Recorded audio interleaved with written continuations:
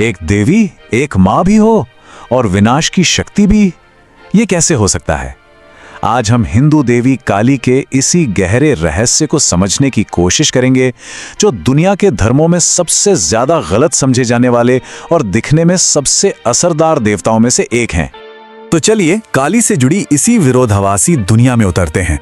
आखिर उन्हें देखने के नजरिए इतने अलग अलग क्यों हैं? और पता है, यही बात उन्हें इतना दिलचस्प भी बनाती है। और ये जो विरोधाभास है ना, वो यहीं से शुरू होता है।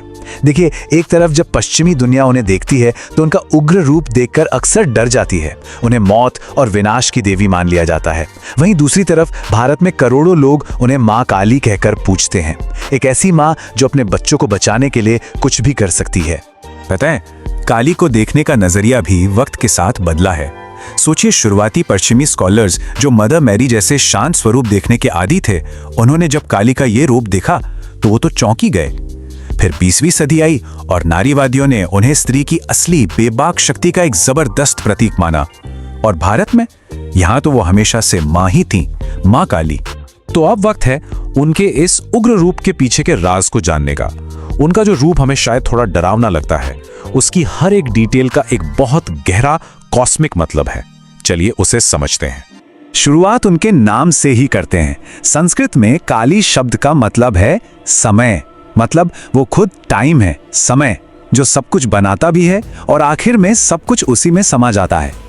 और एक बहुत ही दिलचस्प बात, उनकी जो काली त्वचा है ना, वो किसी बुरी चीज की निशानी नहीं है। असल में ये उनके निर्गुण स्वरूप का प्रतीक है। निर्गुण मतलब जो किसी भी गुण, किसी भी फॉर्म से परे हो, एकदम प्योर, जिसे हम अपनी छोटी मोटी समझ से पूरी तरह पकड़ भी नहीं सकते। अब बात करते हैं उनके 4 हाथों की। ये विनाश और रचना के बीच एक कमाल का बैलेंस दिखाते हैं।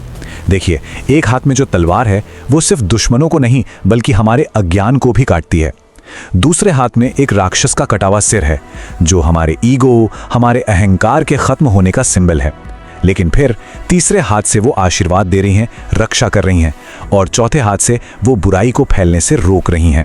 लेकिन सवाल ये है कि उनका ये सबसे भयानक, सबसे उग्र रूप आया कहां से? इसकी वजह क्या थी? अच्छा, इस कहानी को समझने के लिए हमें रक्तबीज नाम के एक राक्षस की कहानी जाननी होगी।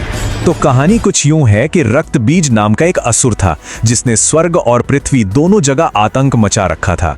अब उसे भगवान ब्रह्मा से एक ऐसा वरदान मिला था जो उसे लगभग अजेय बना देता था। वरदान ये था कि उसके खून की एक भी बूंद अगर जमीन पर गिरी तो उससे एक और रक्तबीज पैदा हो जाएगा। अब सोचिए, देवताओं ने जब उस पर हमला किया तो हर चोट, हर घाव से एक दो नहीं बल्कि राक्षसों की पूरी सेना खड़ी हो गई। सारे देवता लगभग हार मान चुके थे, कोई रास्ता नहीं दिख रहा था। और जब ऐसा लगा कि अब सब खत्म, तभी एक ऐसी शक्ति जागी जिसके बारे में किसी ने सोचा भी नहीं था। और उसी पल देवी दुर्गा के भयंकर गुस्से से उनके माथे से मां काली का जन्म हुआ, एक विकराल प्रचंड रूप। और उन्होंने जो किया वो कोई और नहीं कर सकता था। उन्होंने एक एक राक्षस को मारना शुरू किया और उसका खून जमीन पर गिरने से पहले ही वो पी जाती थी। एक बूंद भी जमीन पर नहीं गिरी और इस तरह कोई नया राक्षस पैदा ही नहीं हुआ। अकेले उन्होंने पूरी सेना को खत्म कर दिया। लेकिन जीत तो मिल गई, पर उनका गुस्सा शांत नहीं हुआ। वो गुस्से में बेकाबू हो गईं और उन्होंने विनाश का एक ऐसा नाच शुरू किया कि पूरी दुनिया, पूरा ब्रह्मांड कांप उठा।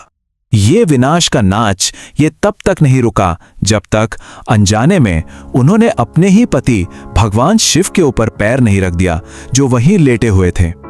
और ये जो पल है ना, यही उनकी मशहूर तस्वीर के पीछे का राज है।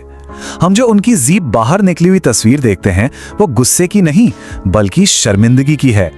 अपने पति को ना पहचान पाने की शर्म और ग्लानि में उन्होंने अपनी जीभ बाहर निकाली और उसी पल उनका सारा गुस्सा शांत हो गया। ये जो सीन है, इसका एक बहुत गहरा फिलोसॉफिकल मतलब भी है।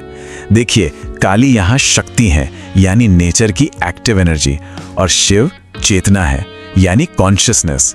तो जब शक्ति चेतना के ऊपर खड़ी होती है तो ये दिखाता है कि एनर्जी के बिना, शक्ति के बिना चेतना भी एक शव की तरह है, इनर्ट, बेजान। तो ये तो हुई पुरानी कहानी, पर आज हमारे लिए इसका क्या मतलब है? असल में काली सिर्फ आसमान में कोई देवी नहीं है, वो हमारे अंदर की ही एक ताकत है।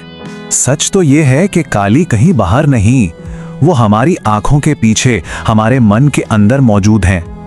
वो हमारे अंदर की ही वो ताकत हैं जो हमारे अंदर की बुराइयों से लड़ती हैं, हमारे ईगो को खत्म करती हैं और मुश्किलों में हमें प्रोटेक्ट करती हैं।